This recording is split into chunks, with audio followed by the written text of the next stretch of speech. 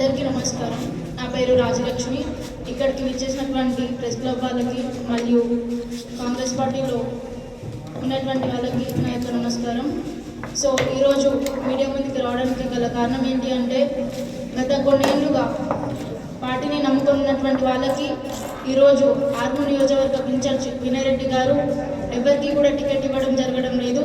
ఎవరికి ఏ ఒక్కరికి కూడా టికెట్ ఇవ్వలేదు.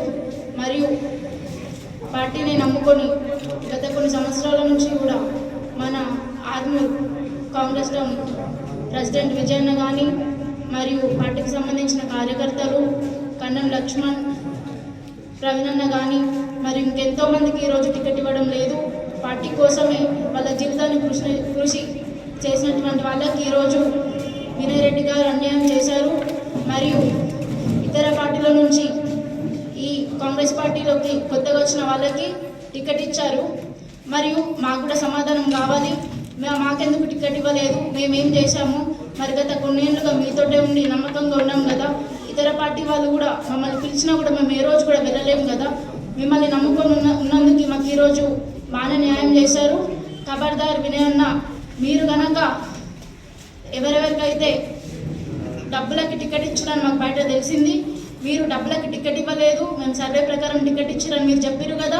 ఆ సర్వే ప్రకారం టికెట్ ఇచ్చినప్పుడు ఆ ఎవరెవరికైతే సర్వేలో ఎంత పర్సెంటేజ్ వచ్చిందని చెప్పేసి అది మెన్షన్ చేయాలి కదా. మరి మీరు మీడియా ముఖంగా ఎందుకు రాలేదు, ఎందుకు చూపించలేదు? అన్ని పార్టీల వాళ్ళు చూపించారు కదా, మీరెందుకు చూపించలేదు?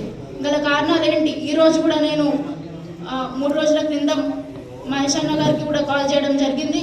అన్నగారు కూడా సర్వే ప్రకారం ఇస్తామని చెప్పారు. మరియు విజయన్న కానీ, లక్ష్మణన్న కానీ, ప్రవీణన్న కానీ ఇంకెందరో వ్యక్తులకి కూడా ఆ పార్టీ అన్యాయం చేయడం జరిగింది. దీనికి గల కారణాలు ఏంటో మీరు కూడా మీడియా ముఖంగా వచ్చి తెలియజేయాలని కోరుకుంటున్నాను.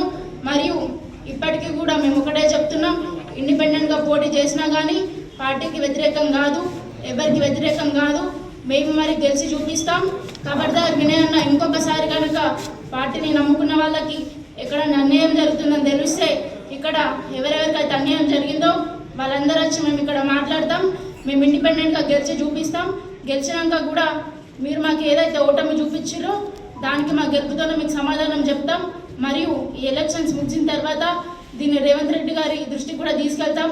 ఎందుకంటే మిమ్మల్ని నమ్మి పార్టీ బాధ్యతలు అప్పగించిన వ్యక్తి.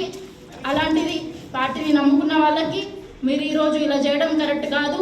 మిమ్మల్ని నమ్మి మేమందరం పార్టీని బలపరచడం జరిగింది. అలాంటి మాకు మీరు చేసిన అన్యాయాన్ని గుర్తుపెట్టుకొని మా గెలుపుతోనే సమాధానం చెప్తాం.